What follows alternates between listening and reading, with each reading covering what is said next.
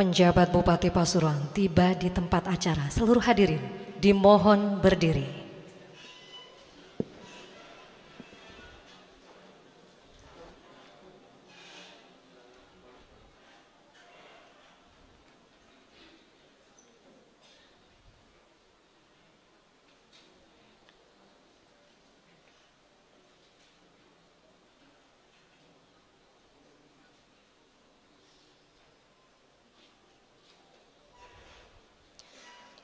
Menyanyikan bersama lagu kebangsaan Indonesia Raya dengan iringan paduan suara SMP Negeri 1 Pandaan.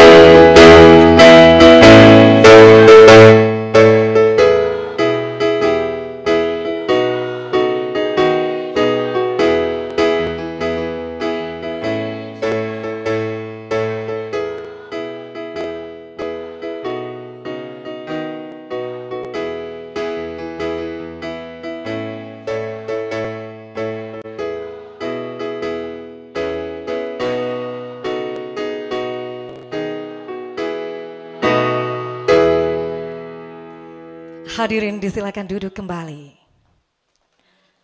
Bapak Ibu hadirin yang kami hormati, selanjutnya untuk menyambut kehadiran Bapak Penjabat Bupati Pasuruan serta seluruh tamu undangan kehormatan. Berikut ini ada persembahan istimewa dari paduan suara SMP Negeri 1 Pandaan, sebuah tembang Selendang Biru.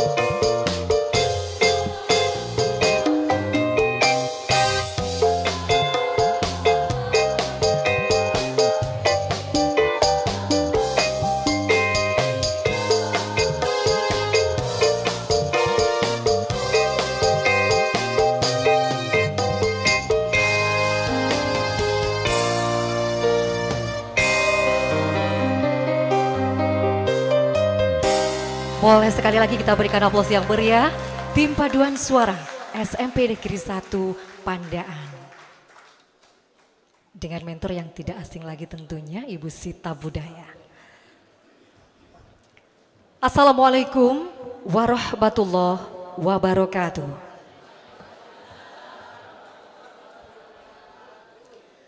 Selamat pagi Bapak Ibu hadirin yang kami hormati. Salam sejahtera bagi kita sekalian. Yang terhormat penjabat Bupati Pasuruan, Bapak Dr. Nurholis Estos MSI Cipace HCM. Yang kami hormati Kepala Kejaksaan Negeri Kabupaten Pasuruan, Bapak Teguh Ananto SHMH beserta jajaran. Yang kami hormati Kepala Dinas Pendidikan dan Kebudayaan Kabupaten Pasuruan. Yang kami hormati perwakilan pengurus PGRI Kabupaten Pasuruan, serta seluruh hadirin Bapak Ibu sekalian yang kami hormati, baik yang hadir secara langsung di pendopo Kabupaten Pasuruan maupun yang hadir dan mengikuti acara ini secara virtual melalui Zoom meeting. Puji dan syukur kepada Allah Tuhan yang Maha Kuasa atas anugerah dan rahmatnya hari ini, tepatnya di hari Selasa 5 November 2024, bertempat di pendopo Jawi Cingesti Wungani Gusti pemerintah Kabupaten Pasuruan. Bersama-sama kita dapat hadir dan mengikuti sosialisasi dan mitigasi resiko hukum bagi pendidik dan tenaga kependidikan di Kabupaten Pasuruan. Boleh kita berikan tepuk tangan yang luar biasa.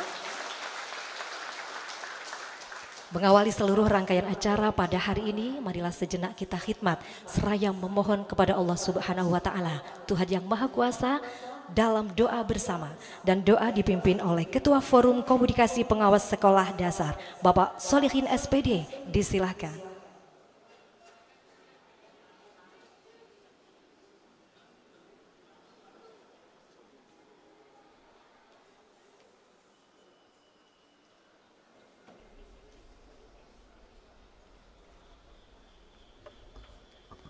Assalamualaikum warahmatullahi wabarakatuh.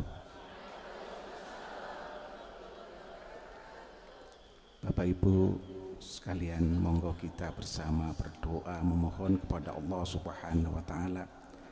Mudah-mudahan kegiatan ini berjalan lancar dan apa yang kita terima nanti bisa kita terapkan.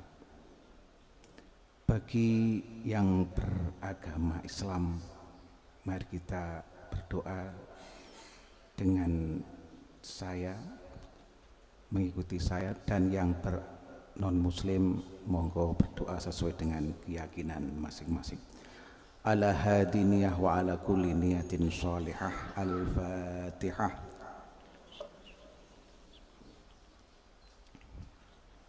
Iyyaka na'budu wa iyyaka nasta'in, ihdinas shiratal mustaqim, shiratal ladzina an'amta 'alaihim ghairil maghdubi 'alaihim waladdallin. Bismillahirrahmanirrahim. Alhamdulillahi rabbil alamin. Hamdan na'imin, hamdan syakirin, hamdan yu'afi ni'amahu wa yukafi'u majidah. Ya Rabbana lakal hamdu kama yanbaghi li jalali wajhikal azim sultanik. Allahumma salli wa sallim ala sayyidina Muhammadin wa ala alihi wa sahbihi wa sallam. Allahumma ya Allah, segala puji bagimu ya Rabb, yang telah memberikan kesehatan, kesempatan pada kami untuk mengikuti kegiatan sosialisasi, mitigasi resiko hukum bagi pendidik dan tenaga pendidikan di Kabupaten Pasuruan ini. Ya Allah, berikanlah kesehatan kepada kami dari awal hingga akhir acara ini, dan limpahkanlah rahmat dan hidayah-Mu kepada kami sehingga kami mendapatkan kemudahan dalam menyerap materi yang diberikan oleh para narasumber dan nantinya dapat kami terapkan dalam melaksanakan tugas sehari-hari. Ya Allah, tunjukkanlah kepada kami bahwa yang hak itu benar adanya, dan berikan kepada kami kekuatan untuk mengikutinya. serta tunjukkanlah kepada kami bahwa yang batil itu salah, dan berikanlah kekuatan kepada kami untuk menjauhinya. Ya Allah, Engkaulah sebaik-baiknya perlindungan dan pemaaf. Lindungilah kami semua, maafkanlah segala dosa dan kesalahan kami. Berikanlah hidup kami berkah, keselamatan kami baik di dunia dan di akhirat nanti. Rabbana atina fid dunya hasanah wa fil akhirati hasanah wa qina adzabannar. Wa sallallahu ala sayyidina Muhammadin wa ala alihi wa sahbihi wasallam. Walhamdulillahi rabbil alamin. Assalamualaikum warahmatullahi wabarakatuh.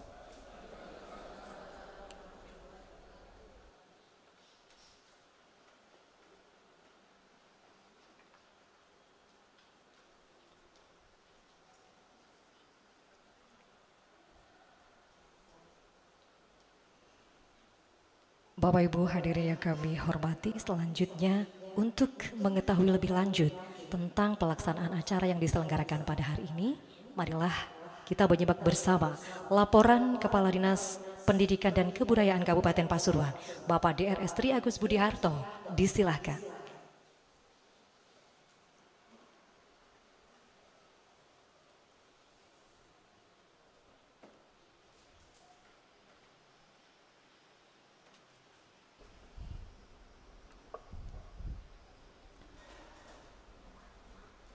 Assalamualaikum warahmatullahi wabarakatuh. Selamat siang, salam sejahtera, Om Swastiastu, Namo Buddhaya, salam kebajikan. Yang sama-sama kita hormati bersama Bapak Penjabat Bupati Pasuruan, Bapak Dr. Nurholis Esos MSI, CIPA CIHJM. Yang sama-sama kita hormati pula Bapak Kepala Kejaksaan Negeri Kabupaten Pasuruan, Bapak Teguh Ananto SHMH, yang pada kesempatan hari ini juga akan menjadi narasumber utama kita semua. Yang saya hormati Bapak Ibu pengawas di seluruh jenjang, baik TK, SD, SMP, dan seluruh penilik yang hadir. Bapak Ibu Koordinator Wilayah Kecamatan, Bapak Ibu pengurus MKKS SMP Negeri, MKKS SMP Swasta, serta Ketua K3S SD. Yang saya hormati, hadir juga di tengah-tengah kita Ketua PGRI Kabupaten Pasuruan yang diwakili oleh penasehat, para pengurus IGTKI, Himpaudi, Bapak Ibu Ketua Tim Pencegahan dan Penanganan Kekerasan di lingkungan Satuan Pendidikan atau TPP-KSP, segenap peserta sosialisasi dan mitigasi resiko hukum yang saya banggakan. Syukur alhamdulillah kesempatan pagi hari ini kita semuanya bisa hadir di pendopo Nyawiji Wenganing Gusti dalam keadaan sehat walafiat. Salawat serta salam semoga senantiasa tercurahkan kepada junjungan kita Nabi besar Muhammad SAW. Bapak PJ Bupati yang kami hormati, izinkan kami menyampaikan laporan kegiatan sosialisasi dan mitigasi resiko hukum bagi pendidik dan tenaga kependidikan di Kabupaten Pasuruan. Hal yang melatar belakangi adalah dalam menjalankan tugasnya, seorang pendidik maupun tenaga kependidikan dituntut untuk selalu bekerja profesional. Artinya dalam menjalankan tugasnya sebagai seorang guru memerlukan keahlian dan kecakapan untuk memenuhi standar dan norma tertentu. Namun dalam menjalankan tugasnya, profesi guru banyak dihadapkan dengan masalah yang semakin kompleks. Seiring dengan berubahnya cara pandang masyarakat yang dengan sadar terpengaruh oleh perlindungan hukum terhadap anak, termasuk anak didik yang sedang bersekolah. Untuk itu diperlukan perlindungan hukum terhadap profesi guru. Bapak PJ Bupati yang saya hormati, adapun tujuan sosialisasi dan mitigasi risiko hukum ini adalah yang pertama, memberikan pemahaman yang mendalam tentang peraturan perundang-undangan yang berlaku di bidang pendidikan, khususnya yang berkaitan dengan tugas dan tanggung jawab seorang guru. Yang kedua, mencegah terjadinya pelanggaran hukum. Dengan memahami aturan hukum, guru dapat menghindari tindakan-tindakan yang dapat berujung kepada masalah hukum. Yang ketiga, memahami hak dan kewajiban masing-masing pihak. Guru dapat mencegah terjadinya konflik dengan siswa, dengan orang tua, atau pihak lain yang terkait dengan proses pembelajaran. Bapak PJ yang saya hormati, dalam kegiatan ini izin kami laporkan bahwa kami menghadirkan kurang lebih 200 pendidik dan tenaga kependidikan yang terdiri dari kepala sekolah, pengawas sekolah, tim pencegahan dan penanganan kekerasan di lingkungan satuan pendidikan, kemudian perwakilan organisasi profesi guru yang di dalamnya ada PGRI, IGTKI, Himpaudi, dan yang lain. Mohon izin Bapak PJ Bupati, Bapak Kajari, acara ini juga kami live streamingkan ke lembaga-lembaga sekolah kami, baik tingkatan SD maupun SMP. Dan izin Pak Kajari, kalau diperkenankan nanti kami juga sedang merancang untuk kegiatan jaksa masuk sekolah. Barangkali nanti diperkenankan untuk kegiatan ini, karena kami terus terang saja Pak Kajari sangat membutuhkan kehadiran panjenengan di sekolah-sekolah, terutama terkait dengan apa yang ada di tema hari ini. Demikian Bapak PJ Bupati, laporan yang bisa kami sampaikan.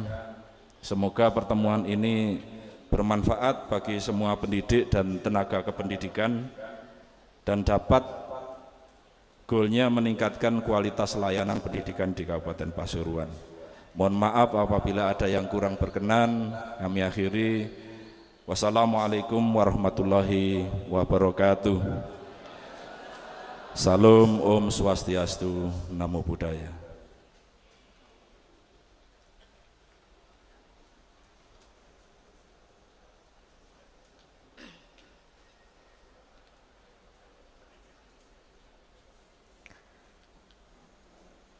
Bapak Ibu hadirin yang kami hormati, demikian telah kita simak bersama laporan pelaksanaan kegiatan yang telah disampaikan oleh Kepala Dinas Pendidikan dan Kebudayaan Kabupaten Pasuruan.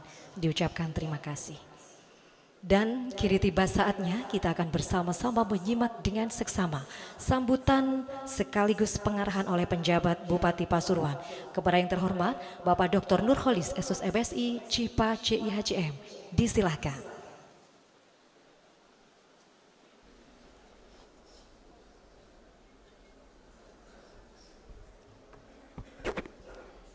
Jadi Pak Kajari, kalau kita nonton konser, itu kan ada band pengiring, pembuka, pengiring, nanti baru bintang tamunya terakhir gitu.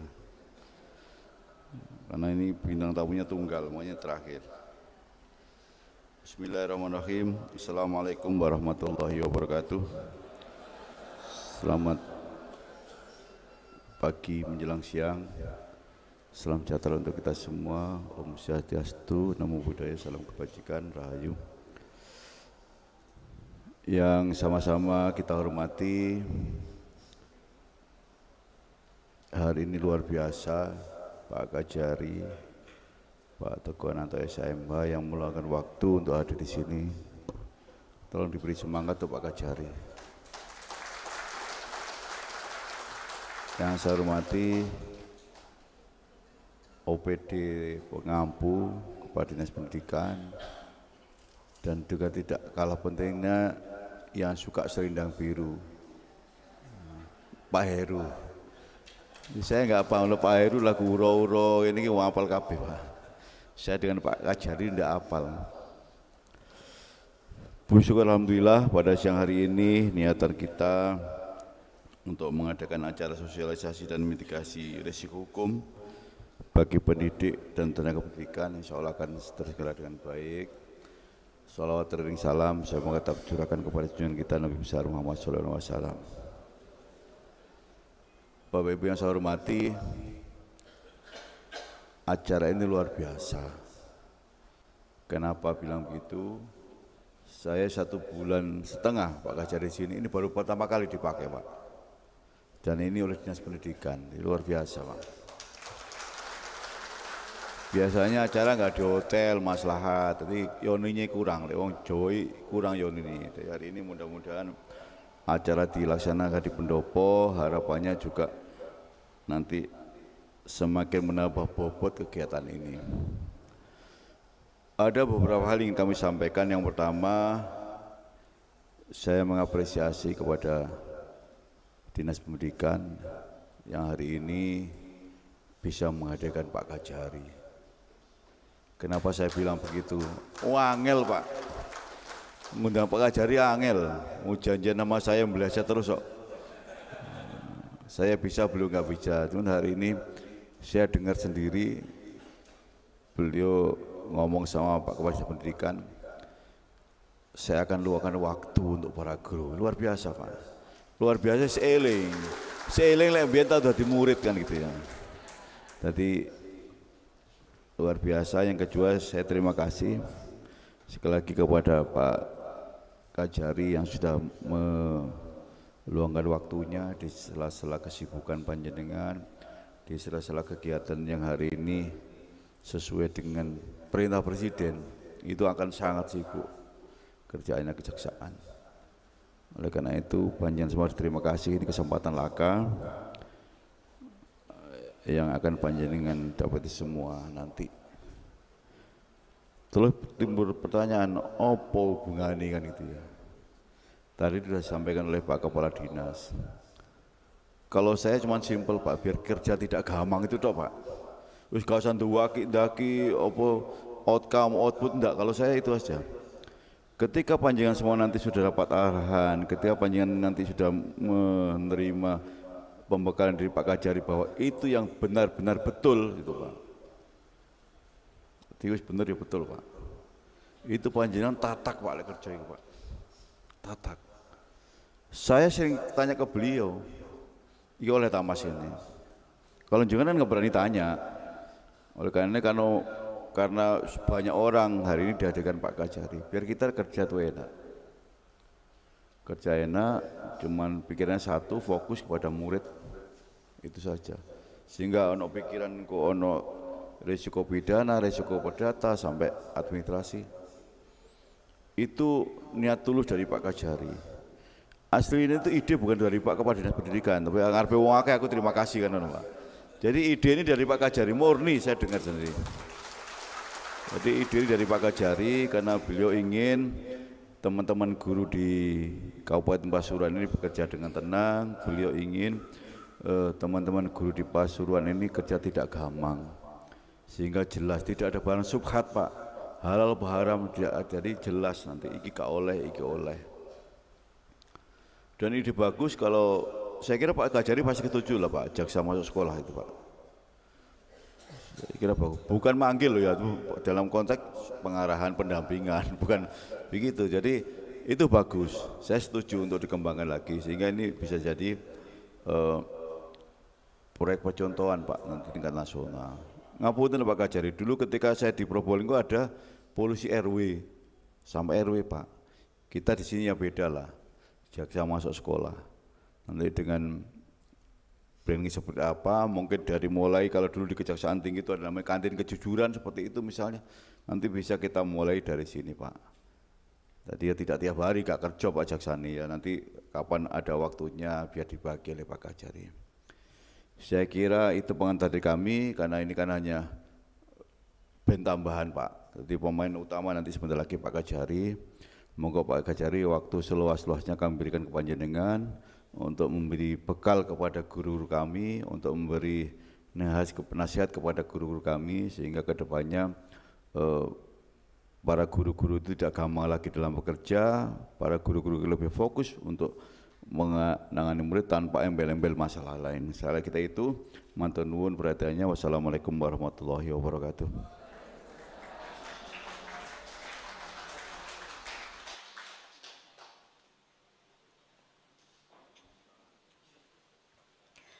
Diucapkan terima kasih Bapak Penjabat Bupati Pasuruan. Bapak Ibu hadirin yang kami hormati, selanjutnya paparan materi sosialisasi dan mitigasi resiko hukum bagi pendidik dan tenaga kependidikan di Kabupaten Pasuruan oleh narasumber tunggal pada hari ini, Bapak Kepala Kejaksaan Negeri Kabupaten Pasuruan. Namun sebelum itu kita saksikan bersama tayangan video berikut ini.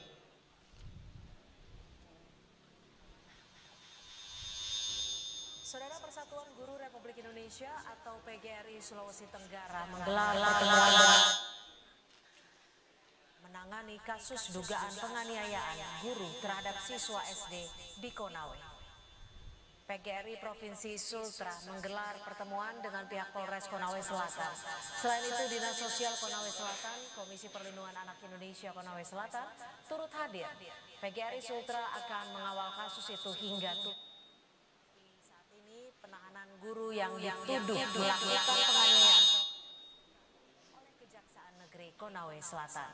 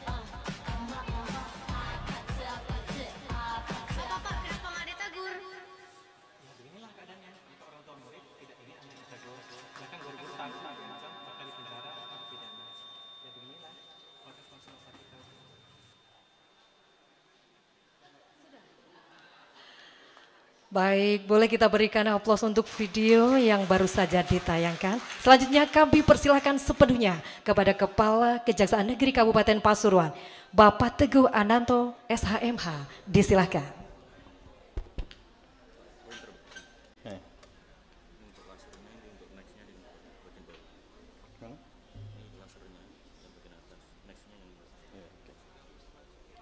Bismillahirrahmanirrahim. Assalamualaikum warahmatullahi wabarakatuh. Selamat pagi menjelang siang dan salam sejahtera bagi kita semua.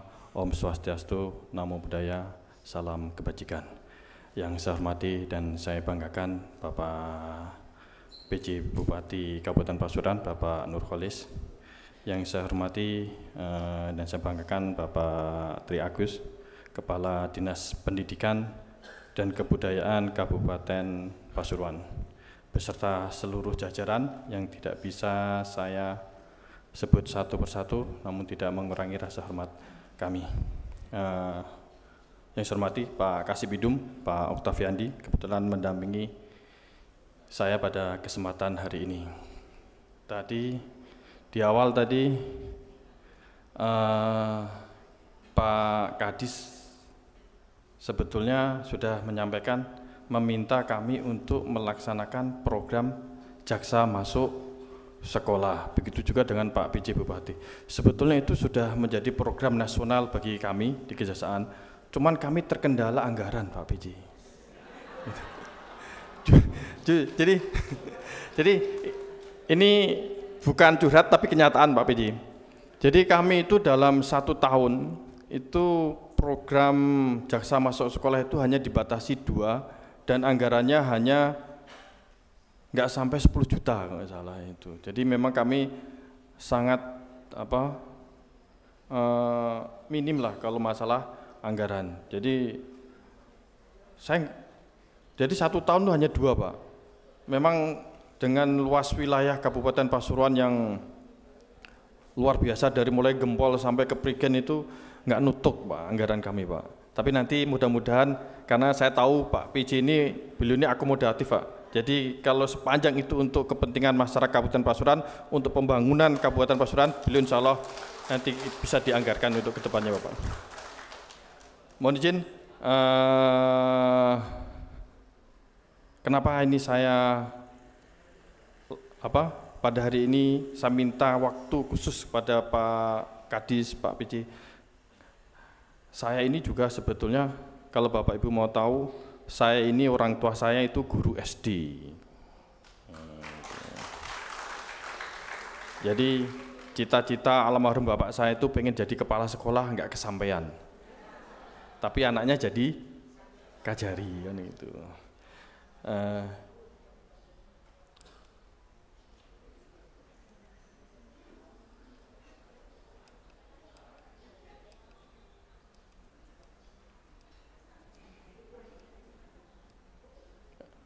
Ini sedikit latar belakang saya. Saya lahir di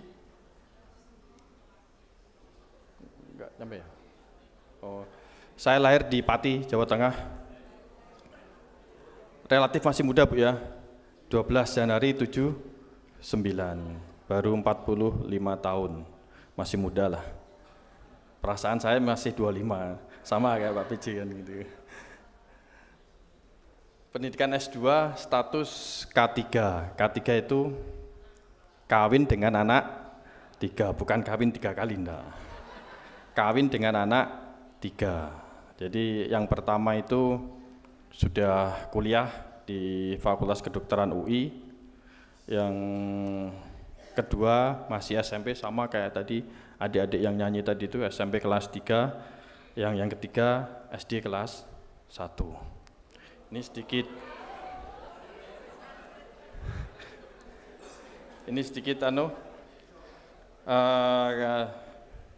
saya pertama kali kerja itu di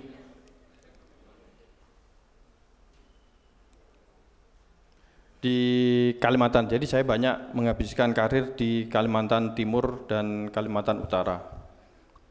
CPNS di Tanah Grogot, terus mutasi ke Jakarta Pusat.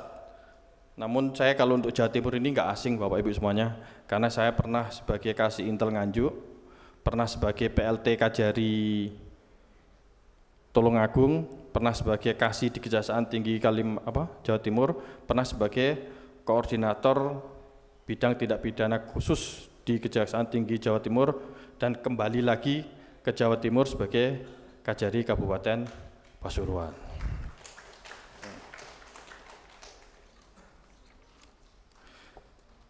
Jadi saya langsung saja, ini kalau nggak saya berdiri di sini nanti takutnya apa yang diparodikan nanti itu kejadian Bapak Ibu. Itu yang saya khawatirkan. Saya tidak mau gara-gara kasus Ibu Guru Supriyani ini melebar kemana-mana sehingga dijadikan isu seperti bola salju. Jadi lama-kelamaan menjadi besar dan ini harus saya netralisir.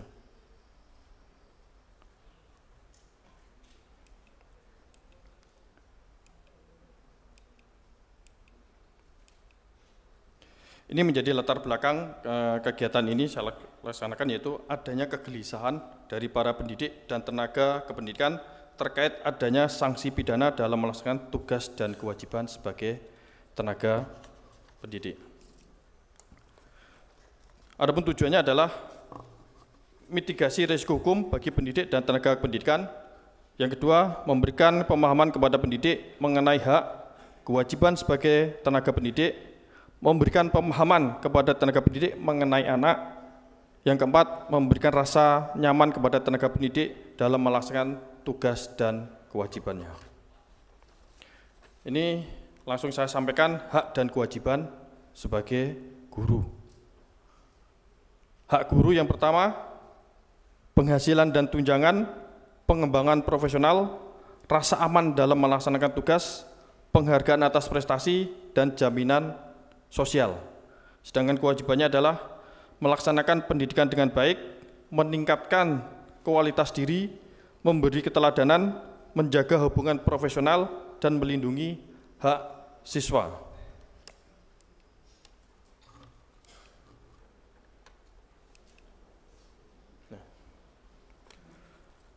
Selanjutnya adalah hak atas bantuan hukum dan perlindungan bagi guru. Saya kok nggak enak Pak ya? Saya di sini aja Pak ya.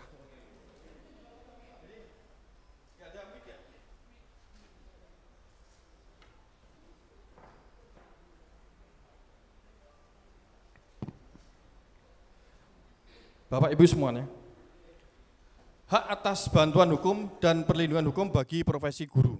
Guru di Indonesia berhak atas bantuan hukum dan perlindungan dalam menjalankan tugasnya sebagaimana diatur dalam peraturan perundang-undangan seperti Undang-Undang Nomor 14 Tahun 2005 tentang guru dan dosen serta PP Nomor 74 Tahun 2008 tentang guru. Hak atas bantuan hukum dan perlindungan ini bertujuan untuk memberikan rasa aman kepada guru dalam melaksanakan tanggung jawab profesionalnya.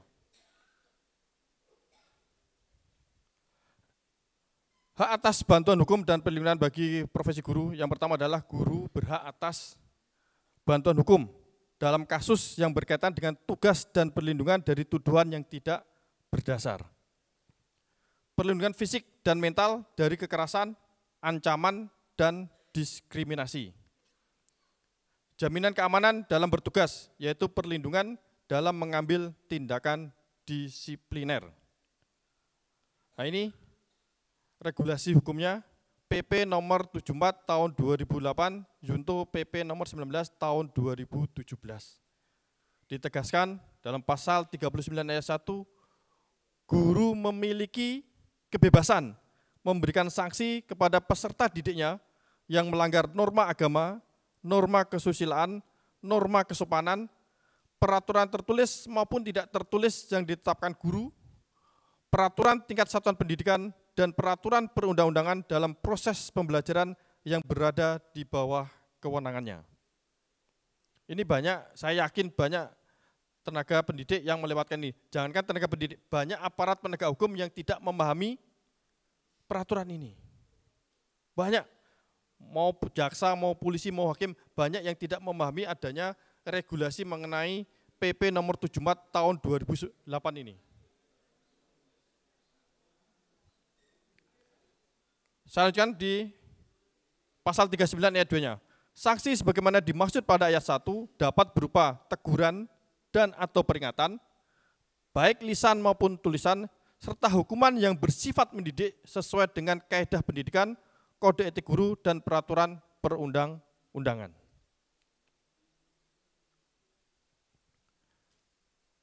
Pasal 41, guru berhak mendapatkan perlindungan hukum dari tindak kekerasan, ancaman, perlakuan diskriminatif, intimidasi, atau perlakuan tidak adil dari pihak peserta didik, orang tua peserta didik, masyarakat, birokrasi, atau pihak lain. Ayat 2, guru berhak mendapatkan perlindungan profesi terhadap pemutusan hubungan kerja yang tidak sesuai dengan ketentuan peraturan perundang-undangan, pemberian imbalan yang tidak wajar, pembatasan dalam penyampaian pandangan, pelecehan terhadap profesi, dan pembatasan atau pelarangan lain yang dapat menghambat guru dalam melaksanakan tugas. Ayat 3, guru berhak mendapatkan perlindungan, keselamatan, dan kesehatan kerja dari satuan pendidikan dan penyelenggara satuan pendidikan terhadap risiko gangguan keamanan kerja, kecelakaan kerja, kebakaran pada waktu kerja, bencana alam, kesehatan, lingkungan kerja, dan atau risiko lain. Nah, itu mengenai hak dan kewajiban guru. Sekarang kita bahas mengenai hak anak.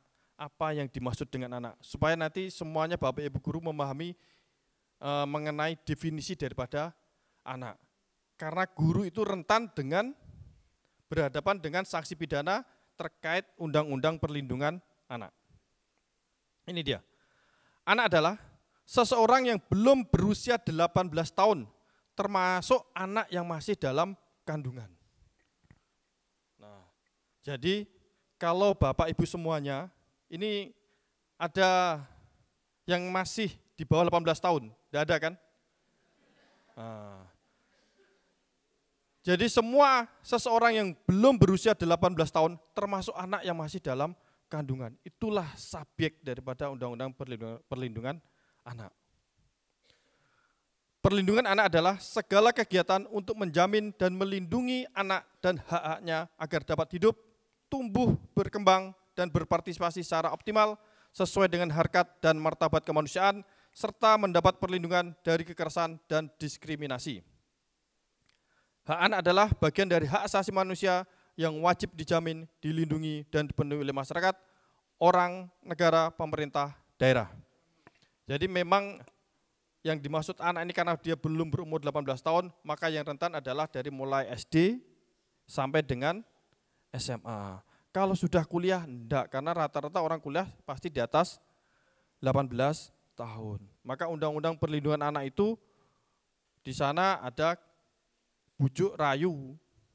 Jadi kalau kasih pidum ini ada bujuk rayu terkait dengan kasus kesusilaan. Jadi kalau siswa dia masih belum berumur 18 tahun, ada suka sama suka, tapi ada bujuk rayu, dia kena pidana. Tapi kalau sudah 18 tahun, jomblo sama jomblo, ada yang hamil, bisa dipidana enggak?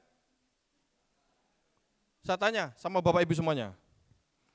Kalau jomblo sama jomblo, di atas 18 tahun, ada yang hamil, kira-kira keluarga perempuannya itu keberatan, bisa enggak laki-lakinya dipidana?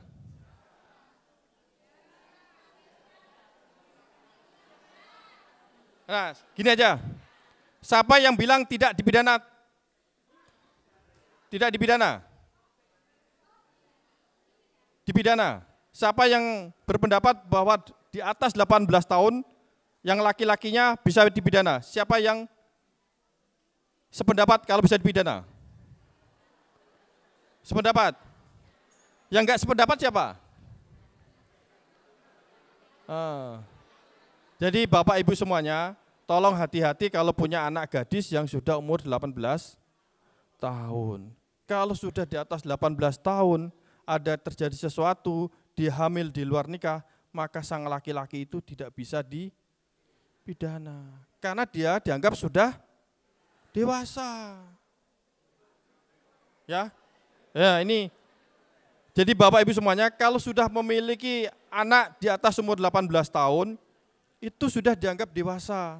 Jadi dia sudah mampu mempertanggungjawabkan perbuatannya. Dia sudah dianggap bisa menentukan baik dan buruknya suatu perbuatan. Jadi kalau Bapak Ibu nuwun sewu, ada nanti anaknya yang hamil di luar nikah, mau dituntut tidak bisa itu. Karena kecuali ada unsur paksaan. Nah, itu berarti perkosaan. Tapi kalau suka sama suka, tidak bisa, nggak bisa dituntut. Kecuali yang laki-lakinya itu sudah beristri. Itu pun apa? Harus istrinya yang si suami itu yang lapor. Kalau Bapak Ibu yang lapor tidak bisa.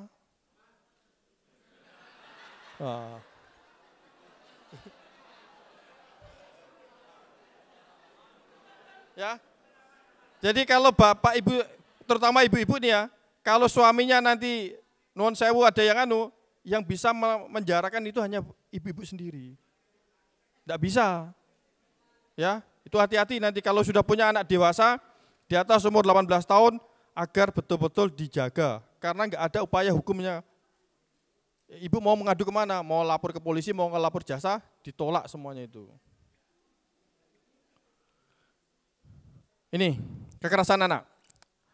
Kekerasan pada anak adalah segala bentuk tindakan yang menyebabkan penderitaan fisik, emosional, seksual, atau eksploitasi ekonomi terhadap anak. Kekerasan ini dapat terjadi di berbagai lingkungan seperti rumah tangga, sekolah, komunitas, dan institusi lainnya. Bentuk-bentuk kekerasan meliputi kekerasan fisik, kekerasan emosional, kekerasan seksual, dan eksploitasi.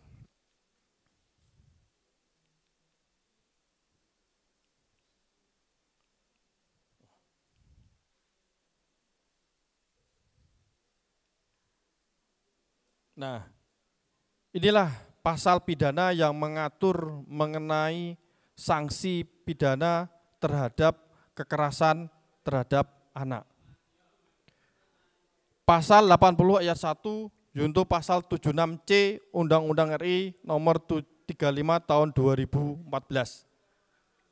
Setiap orang dilarang menempatkan, membiarkan, melakukan, menyuruh melakukan, atau turut serta melakukan kekerasan terhadap anak.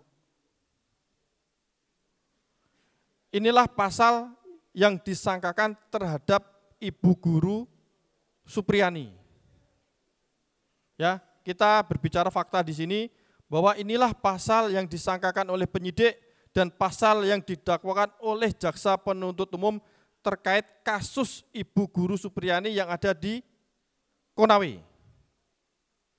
Bunyinya pasalnya ini, setiap orang dilarang menempatkan, membiarkan, melakukan, menyuruh melakukan atau turut serta melakukan kekerasan terhadap anak. Tadi sudah saya bahas apa sih yang dimaksud dengan kekerasan anak. Inilah dia kekerasan pada anak, kekerasan fisik, kekerasan emosional, kekerasan seksual, dan eksploitasi. Ancaman hukumannya 3 tahun 6 bulan. Ancaman hukumannya. Ya, jadi inilah pasal yang sangat rentan yang dihadapi oleh para tenaga pendidik, terutama Bapak Ibu guru semuanya. Karena pasal ini berlaku sejak undang-undang ini diundangkan, yakni pada tahun 2002. Jadi Undang-Undang Perlindungan Anak zaman saya masih sekolah, mungkin semua sama.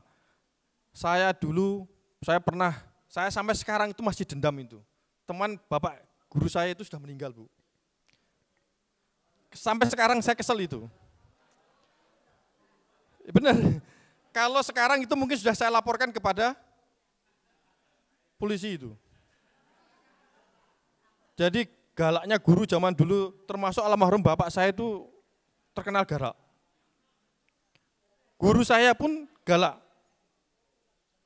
Dulu saya itu yang namanya pernah ditempeleng guru, dipukul guru, namanya disuruh apa? Jungkir balik itu sampai muntah juga pernah saya itu. Nah, karena saya pada saat itu nakal.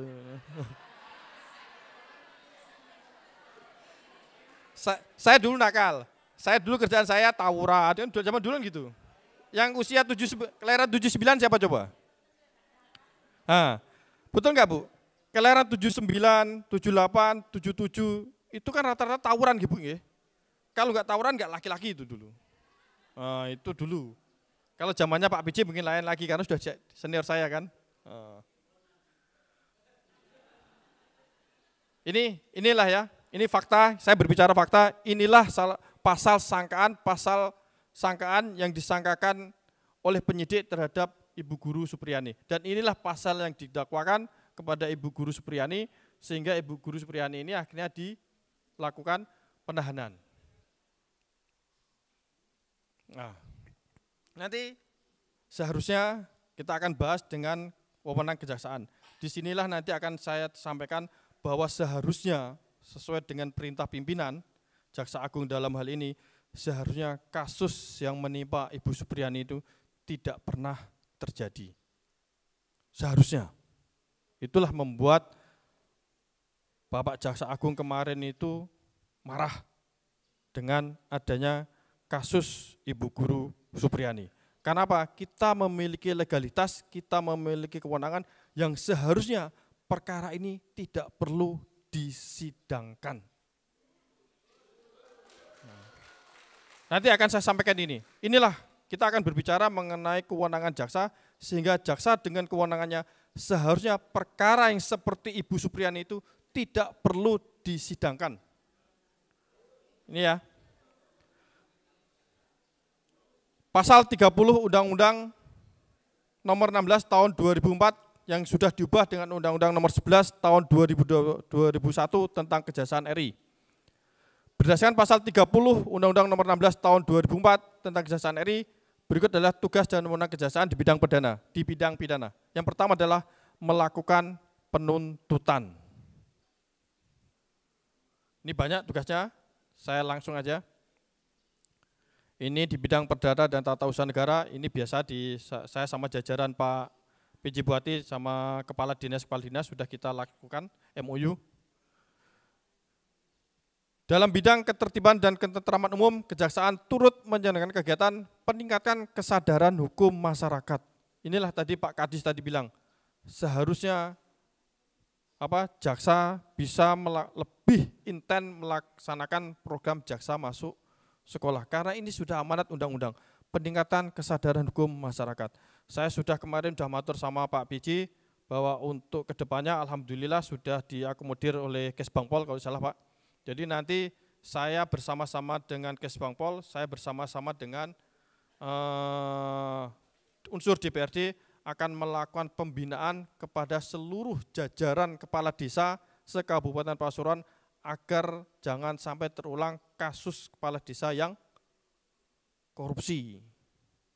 Itu sudah ada, alhamdulillah sudah diakomodir oleh Pak PJ Bupati. Nah ini, karena ini sudah dibuka oleh Pak Kadis, Nun sewu Pak PJ, mudah-mudahan nanti ke depannya bisa diakomodir, nanti dianggarkan di Dinas Pendidikan agar jaksa diberikan ruang dan waktu untuk hadir di tengah-tengah sekolah, di tengah-tengah dunia pendidikan untuk memberikan pemahaman kepada anak didik. Yang rentan ini kan sekarang anak didiknya, nakal toh Bu. Ya toh, gurunya sudah baik-baik, anak didiknya anak zaman sulit untuk nggak beda dengan anak zaman dulu. Nah ini, jadi saya akan memberikan pemahaman sedikit mengenai, jadi kalau yang di Bapak Ibu semuanya dengar itu kan istilah jaksa penuntut umum. Padahal itu keliru, jaksa itu beda, penuntut umum itu berbeda. Tapi karena masyarakat ini akhirnya sudah latah sebutannya jaksa penuntut umum, padahal itu berbeda. Nah ini, jaksa adalah pejabat yang diberi wewenang oleh undang-undang ini untuk bertindak sebagai penuntut umum, serta melaksanakan putusan pengadilan yang telah memperoleh kekuatan hukum tetap. Penuntut umum adalah jaksa yang diberi wewenang oleh undang-undang ini untuk melakukan penuntutan dan melaksanakan penetapan hakim. Jadi simpelnya gini, ada perkara pembunuhan. Saya kan punya jaksa, di kantor itu ada 15 jaksa. Kapan jaksa ini bertindak sebagai penuntut umum? Ketika saya sebagai Kajari menunjuk dengan surat perintah bahwa si A ini bertindak sebagai penuntut umum. Nah itu bedanya. Jadi dia jaksa, tapi kalau dia tidak saya tunjuk sebagai penuntut umum, dia tidak bisa menyidangkan perkara itu. Harus berdasarkan surat perintah dari Kajari, dia akan bertindak sebagai penuntut umum. Ini proses pidana. Ini saya berbicara proses pidana kalau perkara itu tindak pidana umum, yaitu dari penyelidikan, penyidikan, penuntutan, dan eksekusi. Nah, disinilah, di peratut inilah Bu, yang saya di luar itu, ini peratut ini. Nah ini. penyelidikan itu dilakukan oleh pihak penyidik, dalam hal ini polisi, penyidikan oleh polisi, Pratut inilah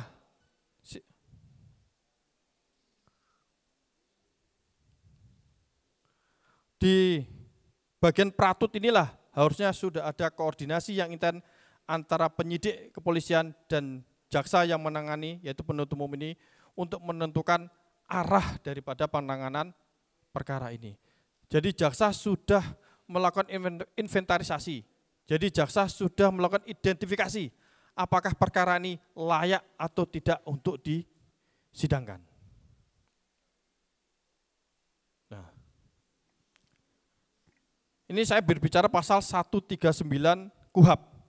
Setelah penuntut mau menerima atau menerima kembali hasil penyidikan yang lengkap oleh dari penyidik, ia segera menentukan apakah berkas perkara itu sudah memenuhi persyaratan untuk dapat atau tidak dilimpahkan ke pengadilan. Jadi satu-satunya lembaga penegak hukum di Indonesia ini yang bisa menyidangkan orang adalah kejaksaan. Jadi di Indonesia ini satu-satunya lembaga aparat pemerintah yang bisa menyidangkan seseorang ke persidangan hanyalah jaksa. Maka di sinilah dikenal istilah asas dominus litis. Jadi jaksa itu yang memiliki perkara. Perkara ini mau dibuang, mau ditaruh di tempat sampah, atau mau dihentikan, atau mau disidangkan. Itu adalah kewenangan mutlak dari seorang jaksa. Makanya Jaksa Agung itu kemarin marah kenapa perkara ini sampai disidangkan. Karena jaksa dengan kewenangannya, jaksa bisa menghentikan perkara ini. Meskipun ada syarat-syarat yang harus dipenuhi. Nanti kita bahas syarat-syaratnya apa saja. Tapi berdasarkan pasal 139, satu-satunya lembaga di Indonesia ini yang memiliki kewenangan untuk menghadirkan seseorang untuk disidangkan hanyalah jaksa.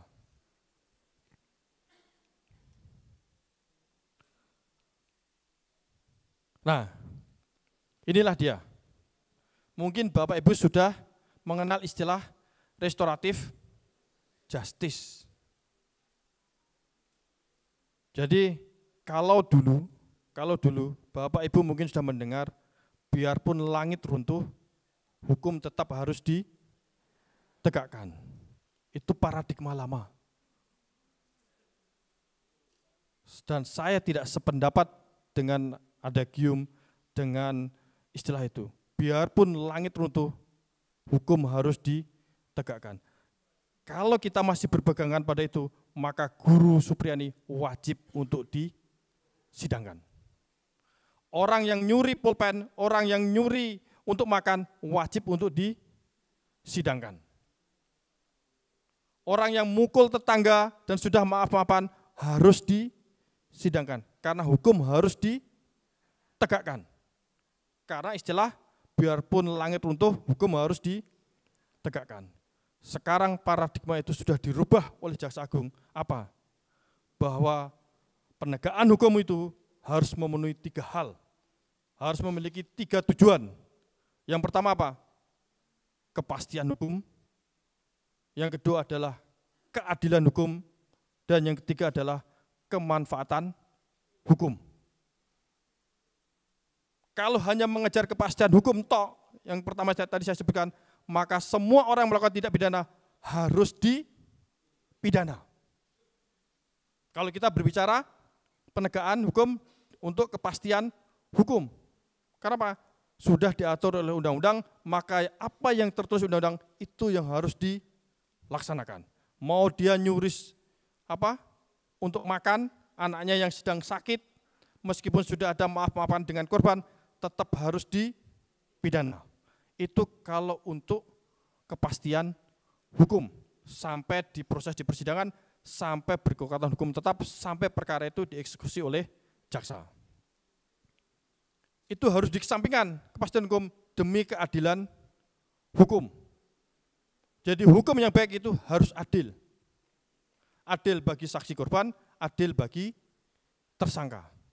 Tapi adil pun ini masih sumir.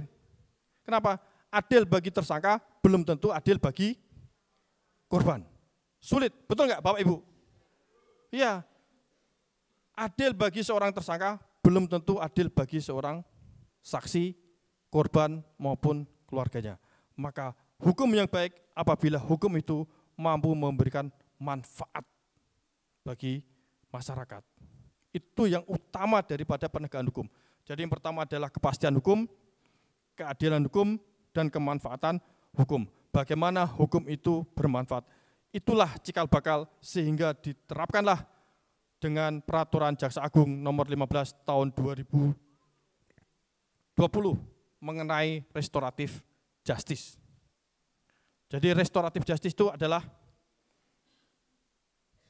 penghentian penuntutan berdasarkan keadilan restoratif adalah pendekatan penyelesaian perkara pidana yang berfokus pada pemulihan kerugian korban, pemulihan hubungan antara pelaku dan korban, serta pemulihan hubungan sosial yang terganggu akibat suatu tindak pidana. Pendekatan ini lebih menitik beratkan pada dialog dan kesepakatan yang melibatkan pelaku, korban, keluarga, dan masyarakat terkait. Restoratif justice bertujuan mencapai keadilan yang lebih berorientasi pada penyelesaian konflik dan memperbaiki dampak yang diakibatkan oleh tindak pidana. Jadi perkara-perkara tertentu seharusnya bisa dihentikan berdasarkan keadilan restoratif. Karena jaksa berdasarkan pasal 139, dia yang menentukan apakah perkara ini layak atau tidaknya untuk dilakukan pemeriksaan di persidangan. Nah ini, berdasarkan pasal 5 Peraturan Kejaksaan Republik Indonesia nomor 15 tahun 2020, tentang penghentian penuntutan berdasarkan keadilan restoratif adalah syarat-syarat untuk dilakukannya keadilan restoratif pada perkara tindak pidana adalah sebagai berikut. Tersangka baru pertama kali melakukan tindak pidana hanya diancam dengan pidana denda atau diancam dengan pidana penjara tidak lebih dari 5 tahun, dan tindak pidana yang dilakukan dengan nilai barang bukti atau nilai kerugian yang ditimbulkan akibat dari tindak pidana tidak lebih dari 2.500.000. Kalau 2.500.000 ini sudah dilakukan perubahan, itu mencapai lebih, bahkan 100, berapa Pak Kasibidum? Terakhir ini, nilai yang C ini, itu kalau nggak salah sudah lebih besar kerugiannya sepanjang ada perdamaian antara korban dan tersangka. Menyinggung soal kasus Ibu Guru Supriyani. Tadi saya katakan bahwa Ibu Guru Supriyani disangka melanggar pasal 80 ayat 1 huruf junto pasal 76 huruf C yang ancaman hukumannya 3 tahun 6 bulan. Ya, berarti memenuhi syarat tindak pidana hanya diancam dengan pidana denda atau diancam dengan pidana penjara tidak lebih dari 5 tahun. Seharusnya dengan peraturan Jaksa Agung nomor 15 tahun 2020 perkara ini harusnya bisa diselesaikan dengan restoratif justice.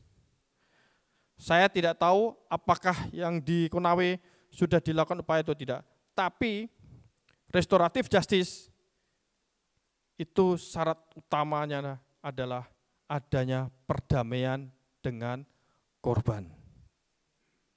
Kalau dia ada korban, maka dia harus ada perdamaian, baik lisan maupun secara tertulis.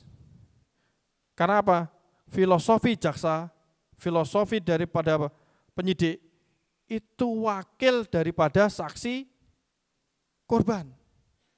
Jadi dalam hukum pidana Bapak Ibu semuanya, jaksa, polisi itu mewakili kepentingan korban atau saksi korban. Bapak Ibu semuanya, kalau ada kejadian yang mengambil motor Bapak Ibu semuanya, ada enggak Bapak Ibu semuanya ini bisa menuntut orang ini? Kan enggak bisa. Ada keluarganya yang dipukul, ada keluarganya yang diperkosa, kan enggak bisa menuntut. Tapi negara memberikan kewenangan kepada jaksa penuntut umum inilah sebagai wakil daripada korban atau wakil daripada saksi korban untuk melakukan penuntutan. Jadi jaksa itu ada di pihak korban. Kalau tersangka, dia memiliki hak untuk mendapatkan didampingi oleh penasihat hukum. Tapi kalau korban atau saksi korban itu dalam hukum pidana itu diwakili kepentingannya oleh jaksa. Makanya kalau jaksa yang baik, jaksa yang benar, ketika akan melakukan tuntutan, lamanya tuntutan pidana, dia akan mengajak diskusi pada keluarga korban. Diajak diskusi, kenapa? Jaksa itu adalah perwakilan daripada korban, perwakilan daripada saksi korban. Kita kasih pengertian, Bapak Ibu, ini tersangka ini diancam hukuman 15 tahun penjara. Kira-kira bagaimana, kira-kira kemauan Ibu bagaimana? Itu jaksa yang baik.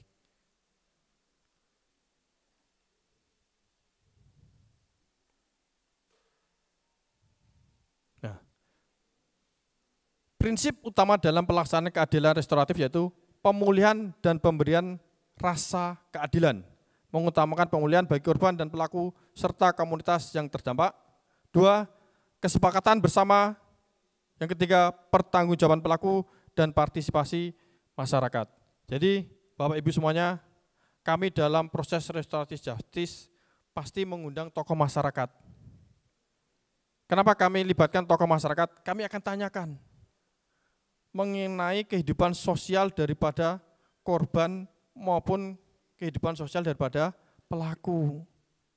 Jangan salah nanti, dia memang nyuri, taruhlah nyuri televisi atau nyuri sepeda. Jaksa harus memanggil ketua RT daripada tersangka. Takutnya apa? Mau kita hentikan, enggak kita sidangkan, ternyata kata Pak RT atau kepala desa apa? Pak, itu nuakal itu Pak. Itu memang tukang nyuri, tukang ngontran-ngontran, suka ngambil ini, suka ngambil ini, suka ngambil ini Pak. Jadi Pak RT gimana? Wah jangan Pak. Pasti jaksa tidak akan melanjutkan proses restoratif justice. Karena kami harus mendengar masukan dari tokoh masyarakat. Jangan orang yang nuakal, yang tidak bisa dipertanggungjawabkan, terus kami lepaskan begitu saja, keliru nanti. Maka kami pasti kami pasti mendengarkan dari tokoh masyarakat. Orang ini bisa enggak dibina? Kalau orang mencuri untuk mabuk-mabukan, sama orang mencuri untuk membeli obat, beda perlakuannya, sama nilainya tapi beda perlakuannya di depan hukum.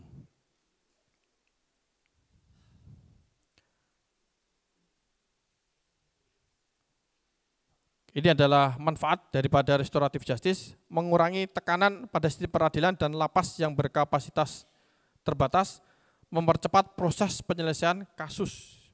Jadi kalau di sidang perkara ini Bapak Ibu semuanya, ini yang seusia saya atau sebaya saya pasti pernah dengar lagu Pak Hakim dan Pak Jaksa, betul enggak? Iya kan? Coba, siapa yang tahu liriknya itu? Pak Hakim dan Pak Jaksa, kapan saya akan disidang? Sudah 3 bulan mendatang, belum juga ada panggilan. Nah, itu yang ciptakan itu pasti sarjana hukum. Ya betul. Sekarang bagaimana dia bisa ngitung 3 bulan belum ada panggilan. 3 bulan sudah di dalam tahanan tapi belum disidangkan. Kita hitung sekarang. Ditangkap oleh polisi. Polisi berhak menahan dia selama 20 hari. Penyidikan belum selesai. Diperpanjang oleh jaksa penuntut umum selama 40 hari. Berarti 20 sama 40 berarti sudah 60 hari. Berarti sudah 2 bulan. Setelah 2 bulan barulah dilimpahkan kepada penuntut umum. Penuntut umum menahan dia selama 20 hari. Berarti sudah 2 bulan 20 hari. Kalau perkaranya pencurian biasa, kalau perkaranya pembunuhan, penuntut umum memperpanjang penahanannya selama 60 hari. Berarti sudah 2 bulan 20 hari sama 2 bulan. Berarti 4 bulan 20 hari. Betul. Itu baru perkara pembunuhan. Kalau perkara pencurian pasti sama. 3 bulan belum sidang lama Bapak Ibu semuanya.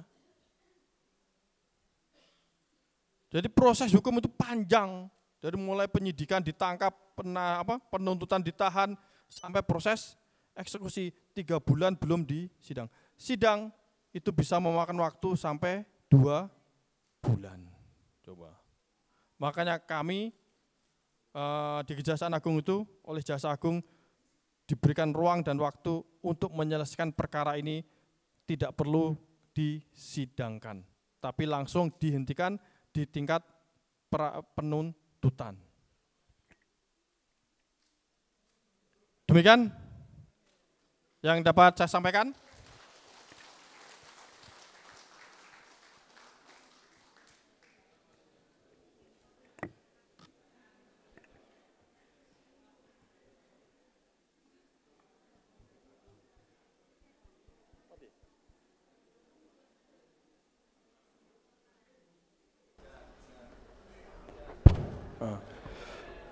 Demikian Bapak Ibu semuanya, apa yang saya sampaikan semoga bisa dipahami di mana peran daripada guru, peran dari tenaga pendidik. Di sana ada hak dan kewajiban yang dimiliki oleh tenaga pendidik, di mana hak dan kewajiban harus dilaksanakan secara seimbang. Saya harapkan dengan pemahaman ini kasus seperti Ibu Supriyani tidak pernah terulang di Kabupaten Pasuruan. Dan insya Allah saya pastikan selama saya ada di Kabupaten Pasuruan, kasus Ibu Guru Supriyani tidak akan pernah terulang. Ya. Jadi dengan apa yang panjang lebar sudah saya sampaikan, tidak ada keraguan, tidak ada kegelisahan bagi Bapak Ibu semuanya. Silahkan laksanakan tugas dan kewajiban Bapak Ibu semuanya. Kami selaku aparat penegak hukum akan membackup penuh pelaksanaan tugas dan kewajiban Bapak Ibu semuanya dalam rangka untuk mencerdaskan kehidupan berbangsa dan bernegara. Demikian yang dapat saya sampaikan, kurang lebihnya mohon maaf. Saya akhiri, wabillahi taufik wal hidayah. Wassalamualaikum warahmatullahi wabarakatuh.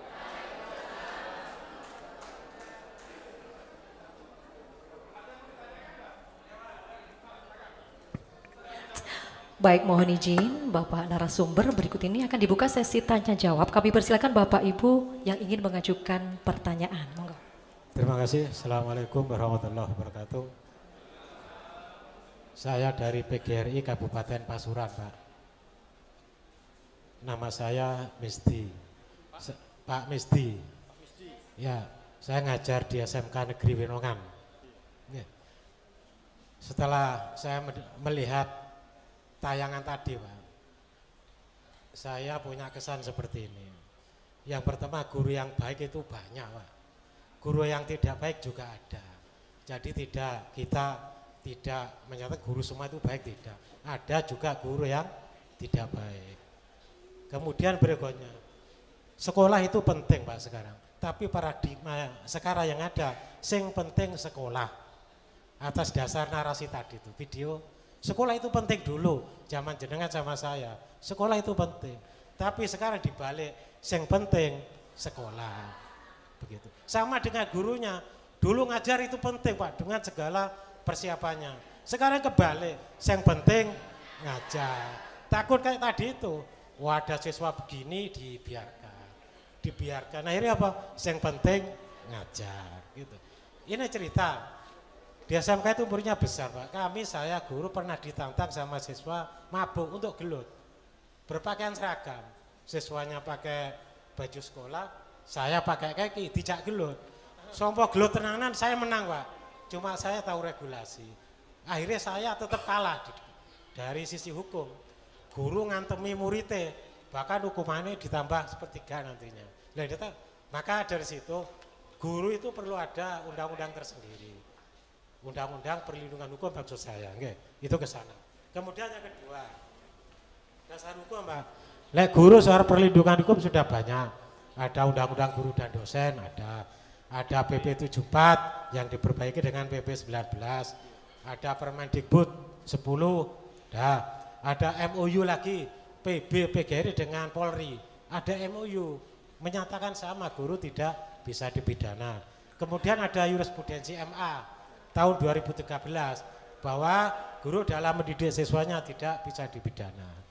Pertanyaannya sekarang Pak yang paling mendasar itu ya. Satu, persepsi antara guru dengan penegak hukum itu yang tidak sama tentang tindakan mendisiplinkan siswa itu yang tidak sama.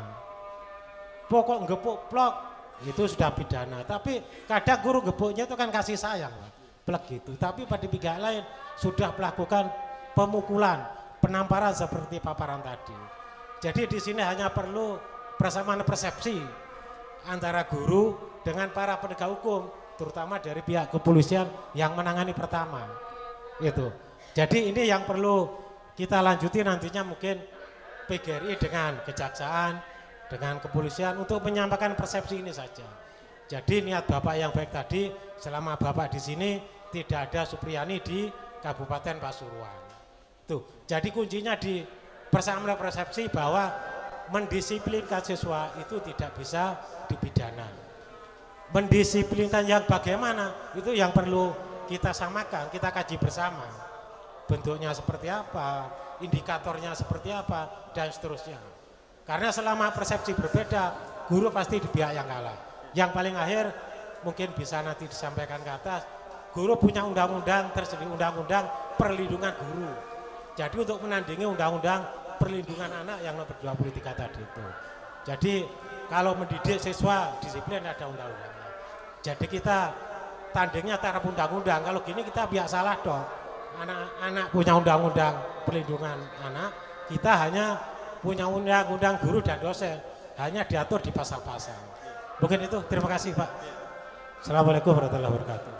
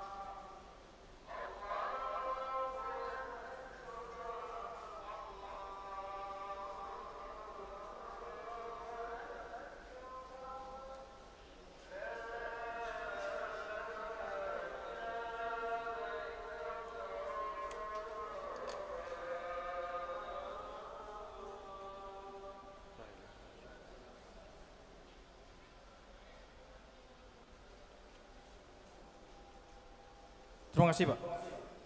Jadi sebetulnya mudah Pak untuk menyamakan persepsi antara guru, menyamakan persepsi dengan penyidik, menyamakan persepsi dengan penuntut umum.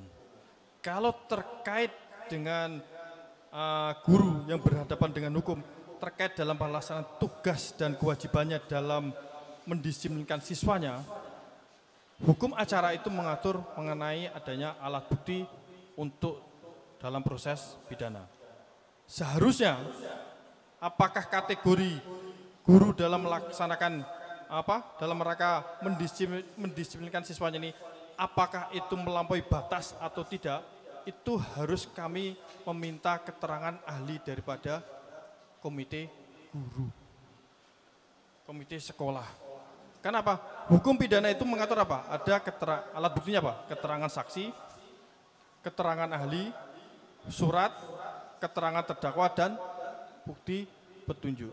Seandainya apabila guru ini memang terbukti melaksanakan dalam pendisiplinan terhadap siswanya melampaui batas, maka seharusnya kita memanggil ahli. Ahli bisa dari dinas pendidikan. Nanti dari dinas pendidikan itulah yang harusnya dihadirkan. Apakah tindakan guru yang melakukan ini, apakah itu masih dalam kategori dalam rangka mendisiplinkan siswa atau sudah melampaui batas. Harusnya itu. Kalau seandainya ada guru memukul siswa karena sudah kelewatan gini, apakah ini termasuk dia dalam kategori apa tadi itu? Diberikan kebebasan untuk dalam rangka mendisiplinkan siswa, apakah itu masuk kategori itu atau tidak? Nanti dinas pendidikan lah yang akan menerangkan dia sebagai ahlinya.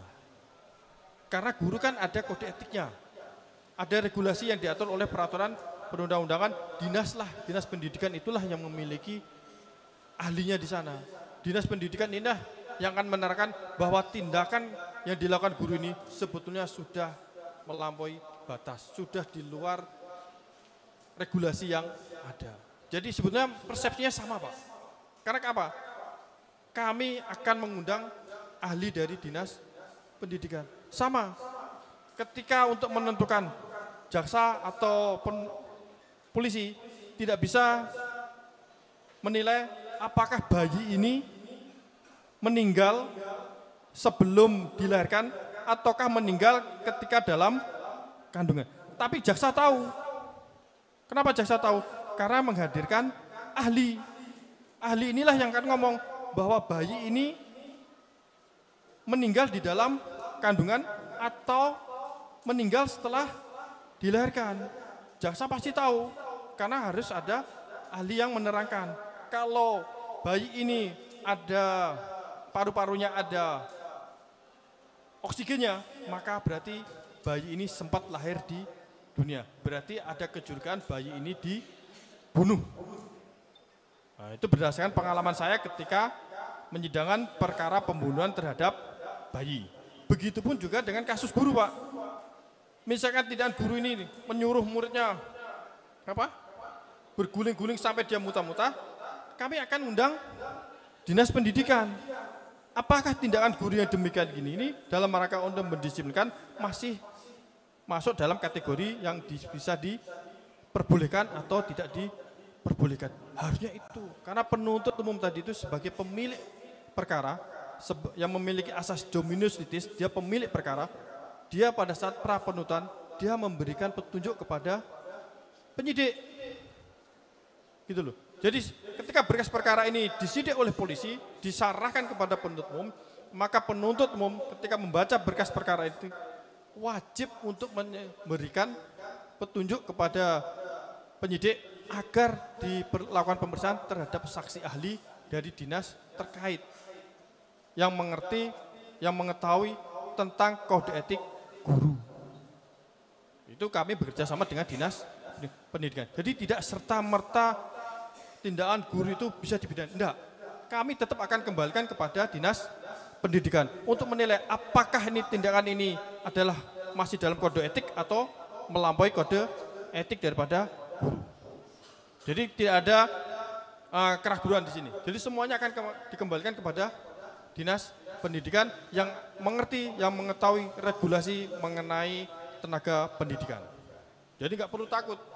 Harusnya itu yang harus ditempuh. Karena jaksa memiliki kewenangan menolak berkas perkara. Kalau petunjuk jaksa tidak dipenuhi oleh penyidik, tidak bakalan berkas itu naik ke persidangan. Namanya kalau Bapak Ibu semuanya ada istilah P18, P19, bahwa berkas perkara dari penyidik dinyatakan tidak lengkap oleh jaksa. Karena jaksa berhak untuk menolak berkas perkara. Sepanjang berkas perkara itu tidak sesuai atau belum memenuhi petunjuk yang diberikan oleh jaksa, maka berkas perkara itu tidak akan bisa disidangkan. Ya, bisa dipahami Bapak Ibu semuanya. Oke? Dua lagi atau cukup? Silakan Bapak.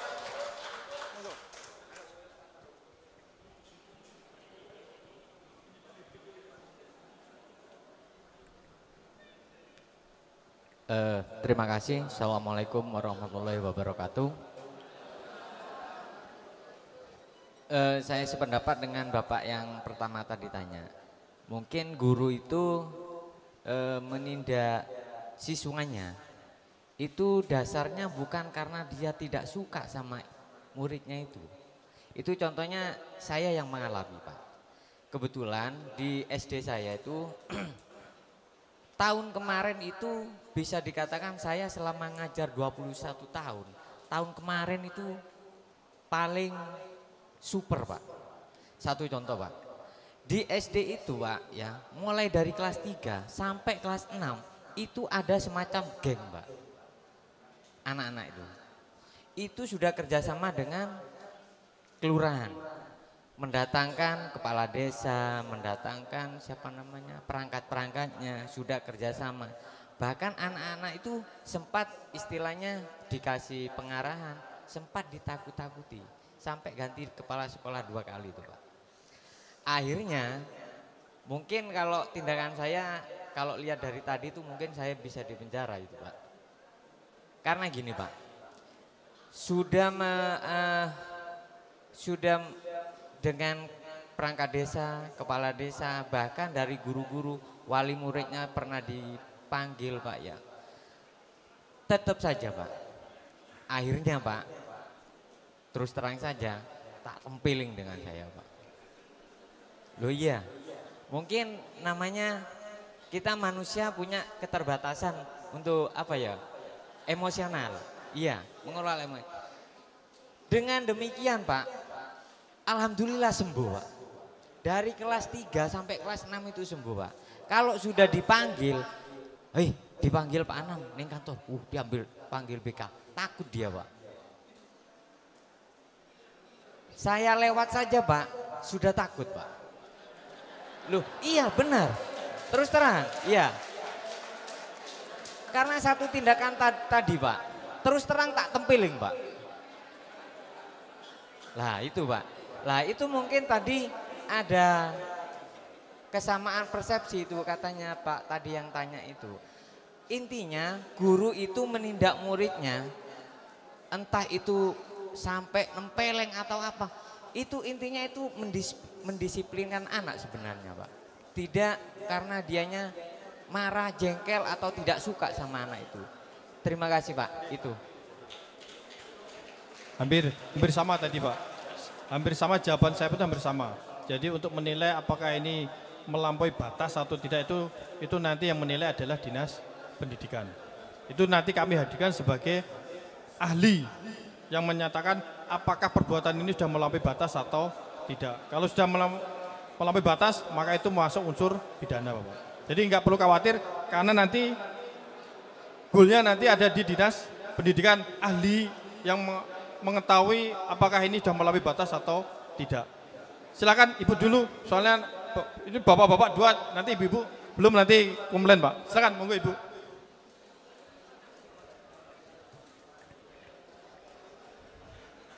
Assalamualaikum warahmatullahi wabarakatuh. Memperhatikan penjelasan penjenengan tadi Pak, saya kepingin tahu runtutan suatu peristiwa jika dilaporkan, bolehkah langsung ke Kejari, tidak melalui kepolisian, atau bahkan langsung ke Polda, atau ke Kejaksaan Tinggi, gitu Pak. Yang pertama itu. Terus kemudian yang kedua, bisakah suatu peristiwa dilaporkan ke 2 tempat, ke Kejari dan ke kepolisian? Yang ketiga, yang perlu saya tanyakan, dalam kategori yang bagaimana seseorang dikatakan memeras? Terima kasih Pak, itu saja pertanyaan saya. Assalamualaikum. Waalaikumsalam. Terima kasih Bu. Tadi Ibu nanya apakah bisa dilaporkan secara bersamaan itu di kepolisian atau di kejaksaan atau langsung ke kejaksaan. Jadi lihat dulu kasus apa yang Ibu laporkan. Kalau pidana umum itu ya, pencurian, pembunuhan, pemerkosaan, undang-undang perlindungan anak, semuanya itu yang dalam KUHP atau undang-undang lain itu hanya penyidik kepolisian. Jadi penganiayaan, pencurian itu hanya penyidik kepolisian yang berwenang. Jaksa hanya menerima berkas perkara. Tapi kalau tidak pidana korupsi, dugaan tidak pidana korupsi, silakan Ibu laporkan ke saya. Kalau memang ada bukti permulaan cukup, saya tangkap kan gitu. Nah, itu kalau tindak pidana korupsi.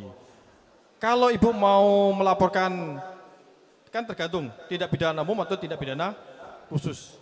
Kalau tindak pidana khusus bisa lapor kepada jaksa secara langsung. Tapi kalau tidak pidana umum, dia harus lapor ke kepolisian. Nah, apakah bisa bersamaan? Hari ini dia lapor ke polisi, hari ini dilapor ke di Polres Kabupaten, terus besoknya dilapor ke Polda. Itu tidak ada yang mengatur. Tapi seyogianya cukup satu. Karena nanti kan ada bukti. Sudah ada LP itu, laporan polisi. Ngapain Ibu sudah, kecuali Ibu melapor ke Polsek, ke Polres tidak ditindaklanjuti, sudah berapa bulan komandik perkaranya, silakan Ibu melapor ke lebih atas. Sama kalau Ibu melaporkan ke adanya dugaan tindak pidana korupsi ke kejaksaan, tapi sudah berbulan-bulan kok tidak ditindaklanjuti, silakan Ibu bisa melaporkan ke kejaksaan tinggi. Itu pada pokoknya. Terus apalagi satunya tadi? Pemerasan. Pemerasan itu kalau nggak salah diatur dalam pasal 368 KUH pidana. Coba ada yang bisa nggak di searching di Google pasal 368 KUH pidana. Barang siapa dengan melawan hukum memaksa, apa itu bunyinya, lupa saya. Karena KUHP itu banyak Bu pasalnya. Coba di searching di Google Mas. Pasal 368 KUH pidana.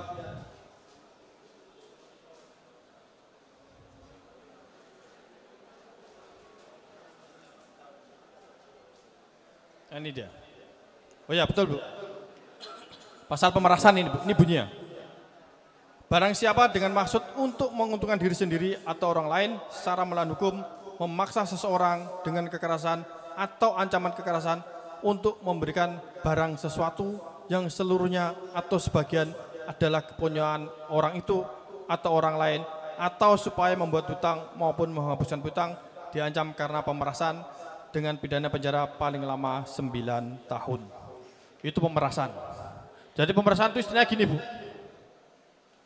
Saya kasih contoh simpelnya aja.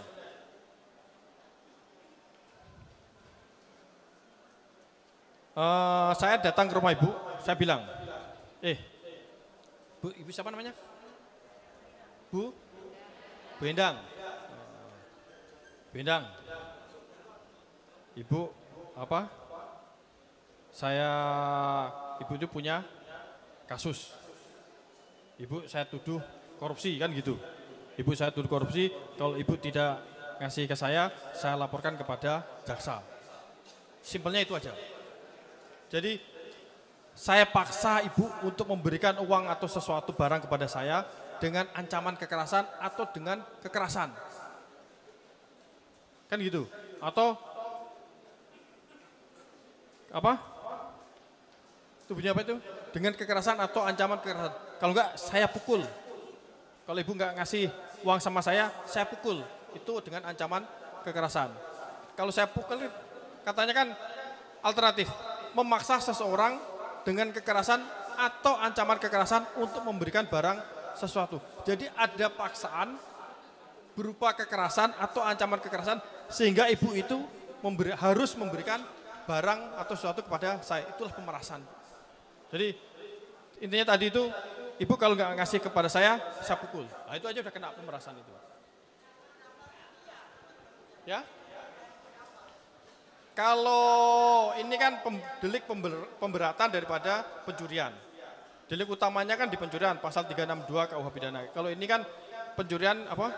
Pemberatannya. Kalau ini dahulu sebelum ada putusan MA mengenai penyesuaian kerugian, kalau dulu itu pencurian itu 362 itu 2.500 ya. Tapi kalau ini meskipun ini pemberatan, dia tidak harus ada batasan minimalnya. Istilahnya mau berapa perak pun bisa dipidana. Jadi tidak mengatur mengenai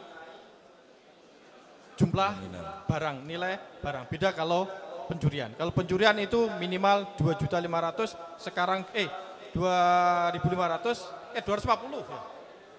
250 perak ya. 250 perak, tapi sudah diakumulasikan oleh MA menjadi 2.500.000. Kalau itu pencurian. Kalau ini pemerasan, dia tidak melihat berapa nilai yang harus dikeluarkan oleh saksi korban. Itu bisa dipahami, Bu?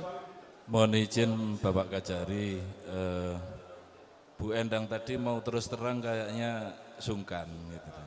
Dan itu dialami oleh hampir sebagian besar kepala sekolah baik SD maupun SMP. Yang dimaksud tadi itu bukan beliau-beliau yang melaporkan, tapi mereka yang dilaporkan, Bapak.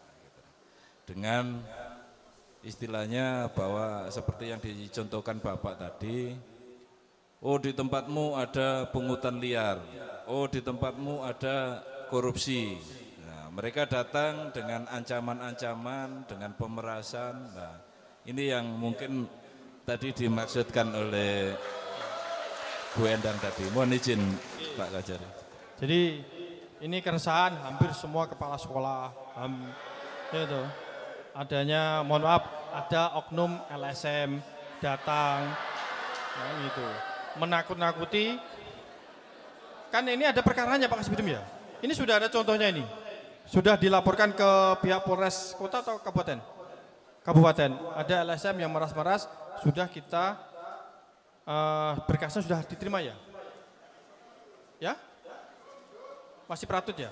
Berkasnya sudah diterima oleh kejaksaan, tapi masih diteliti apakah lengkap atau tidak. Tapi itu sudah ada naik ke proses penyidikan yang dilakukan oleh Polres Kabupaten. Jadi kalau memang Ibu ada merasa diperas, silahkan Ibu laporkan. Tapi ingat, satu saksi bukan saksi. Ya, satu saksi bukan saksi. Kalau Bapak Ibu mau melaporkan seseorang, itu jangan saksinya hanya Ibu sendiri. Tapi saya ajarin, satu saksi bukan saksi. Saksi itu minimal 2. Hukum pidana mengenal istilah unus testis, nullus testis. Satu saksi bukan saksi. Itu yang pertama. Saksi itu siapa? Saksi itu yang melihat, saksi itu yang mendengar, saksi itu yang mengalami peristiwa itu sendiri. Ya. Jadi untuk menjadi saksi itu harus memiliki kapasitas. Tidak bisa mengatakan, kamu tahu dari mana? Saya kata Bu Endang. Kata Bu Endang dimintain uang sekian juta. Maka orang yang mengatakan, saya tahunya dari Bu Endang, itu dalam hukum pidana dianggap nol. Dalam hukum pidana dikenal istilah testimonium di auditu. Keterangan yang diperoleh dari orang lain. Maka keterangan yang diperoleh dari orang lain itu tidak bernilai sebagai alat bukti. Maka saya sarankan kalau Ibu nyerahkan uang minimal ada 2 orang. Syukur-syukur dia mau tanda tangan kwitansi. Syukur-syukur ajak dia kalau dia nggak mau kwitansi, ajak dia ke ruang yang ada rekaman CCTV-nya. Kalau Ibu merekam, menjebak orang dengan merekam, itu sekarang ada putusan MK sudah tidak diperbolehkan. Karena itu dianggap merupakan suatu perbuatan yang tercela. Jadi kalau Ibu merekam Pak Kadis ini tanpa seizin dari keterangan Pak Kadis, itu tidak dianggap sebagai alat bukti. Tapi kalau CCTV berbeda. Kenapa? CCTV yang ada di sana itu merupakan sudah diketahui, dianggap sudah semua orang mengetahui. Ya, dianggap semua orang sudah mengetahui bahwa CCTV ini dia dianggap setuju bahwa segala sesuatu itu direkam oleh CCTV. Maka kalau Ibu mau ngasih uang ke dia, silahkan yang ada CCTV-nya. Ajak dia ke ruangan yang ada CCTV-nya. CCTV inilah menjadi alat bukti yang mutlak, nanti diambil oleh penyidik, nanti akan dilaporkan bahwa CCTV ini terjadi, rekaman ini terjadi pada hari ini benar ini. Itu menjadi alat bukti yang sah. Berarti apa? 2 alat bukti, yaitu keterangan saksi dan alat bukti petunjuk ini. Gitu. Bisa dipahami Ibu ya? Jadi kita berbicara hukum pidana itu, seseorang tidak boleh dijatuhi pidana, seseorang tidak boleh dinyatakan bersalah kecuali minimal 2 alat bukti yang sah. Yang pertama adalah saksi, ahli,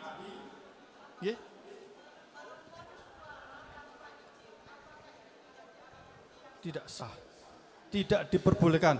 Dulu boleh, tapi setelah ada putusan MK itu dinyatakan ilegal, tidak bisa dijadikan alat bukti.